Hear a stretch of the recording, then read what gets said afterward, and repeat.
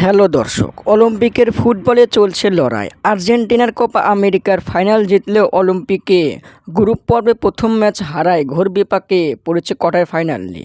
দর্শক, দ্বিতীয় ম্যাচে ইরাককে ৩-১ গোলে হারিয়ে ঘুরে দাঁড়ায় আর্জেন্টাইনরা। দর্শক, অলিম্পিকে ফুটবলে আর্জেন্টিনা পড়েছে গ্রুপ বিতে।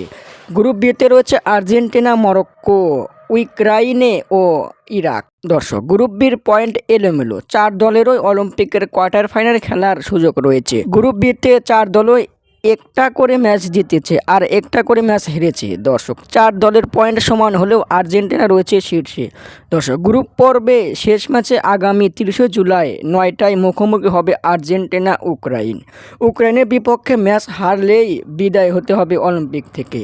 দর্শক, আর্জেন্টিনাকে ইউক্রাইনের বিপক্ষে শেষ ম্যাচ জিততেই হবে। দর্শক, গ্রুপ পর্বে শেষ ম্যাচে কি আর্জেন্টিনা ইউক্রাইনকে হারিয়ে অলিম্পিকের কোয়ার্টার ফাইনাল নিশ্চিত করতে পারবে নাকি হেরে বিদায় নেবে?